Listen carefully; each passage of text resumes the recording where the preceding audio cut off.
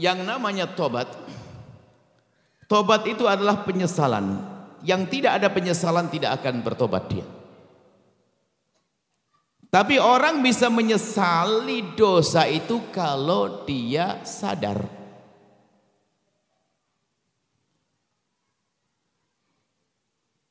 Dan orang bisa sampai kepada kesadaran kalau dia menghadirkan renungan. Artinya langkah pertama untuk tobat itu adalah kita merenungi tentang keadaan kita. Jujur, mata kita sehari ini melihat apa? Kita merenung. Lisan kita ngomong apa? Yang di hati kita apa sih yang bergolak? Apa yang kita merenungi diri kita. Dan kita harus bisa dong. Kita harus buat catatan-catatan semacam itu.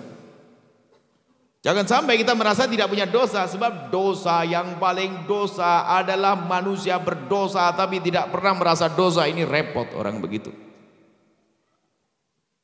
Tapi baginda Nabi merasa bersalah padahal tidak salah. Oh, itu hebat.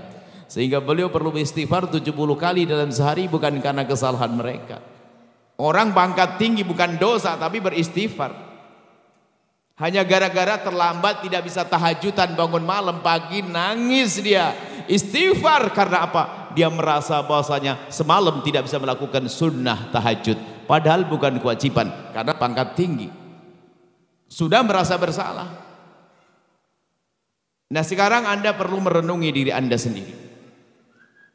Dan di saat Anda menemukan sudah sampai derajat Anda sadar bahwasanya kita melakukan dosa itu, supaya Anda tidak putus asa, gantungkan harapan Anda dengan kasih sayang Allah.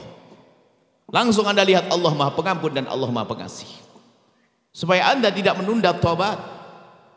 Sebesar apapun dosa seorang hamba, sungguh mudah bagi Allah untuk mengampuninya.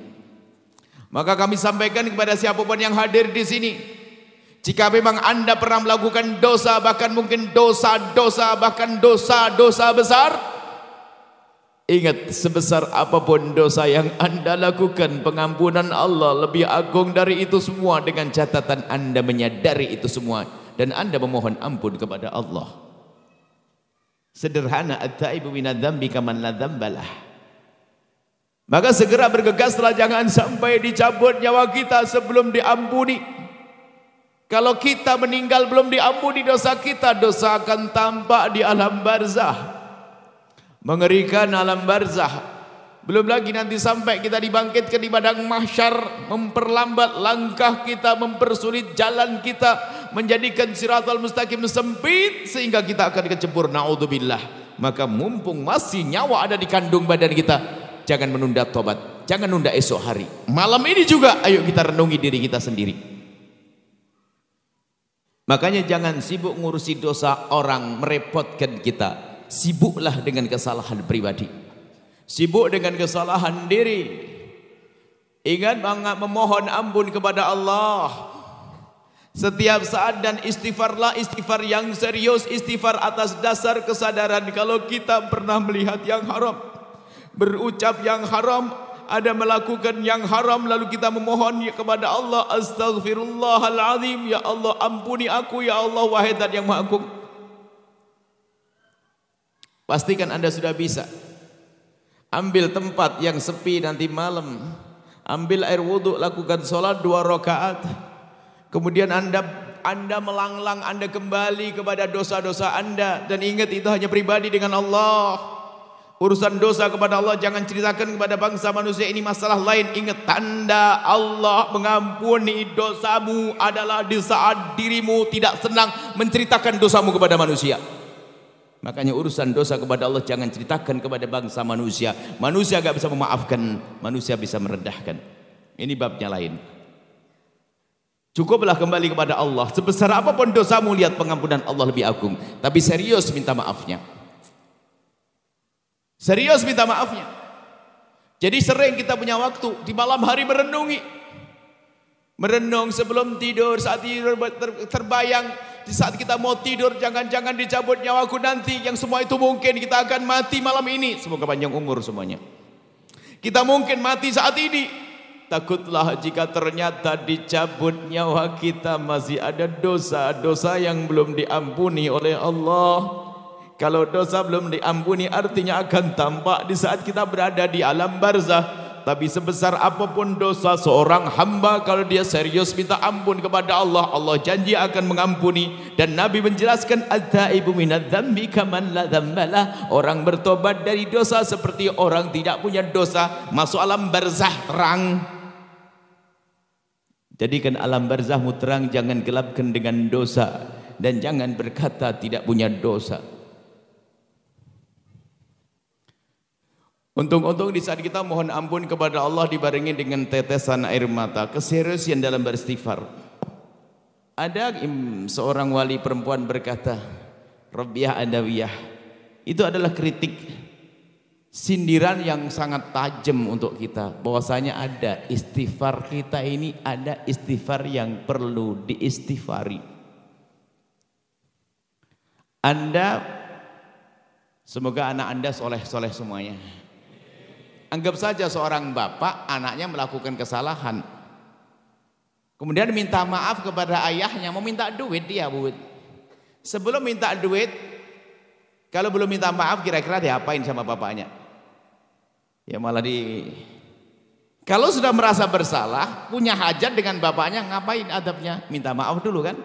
Abah mohon maaf. Setelah dimaafkan baru minta. Belum dimaafkan minta duit, kurang ngajar kau, salah belum sadar gitu. Atau dia minta maaf, tapi apa, ayahnya di situ, dia minta, ya maafin saya ya, kurang ngajar bener ente ini, minta maaf mukanya kau buang ke sana. Itu dengan manusia saja nggak pantas, bagaimana kita dengan Allah minta maaf tapi tidak menghadap kepada Allah? Apa tidak perlu diistighfari lagi itu istighfar? Pastikan Anda sesaat saja Anda menghadap kepada Allah, astaghfirullahaladzim, yang itu ya Allah, astaghfirullahaladzim, yang itu ya Allah. Anda sebut dosa-dosa Anda di hadapan Allah. Sayyidina Umar mengingatkan, berusahalah engkau menangis yang istimewa adalah di saat engkau sembunyi. Orang bukan dilarang menangis di depan manusia, tapi ketahuilah bisa saja menangis di depan manusia menangis buatan. Ada orang gampang cengeng kan bisa, tapi bukan dilarang.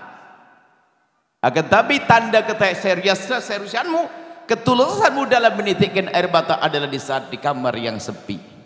Bahkan seorang istri menangis, suaminya pun tidak tahu.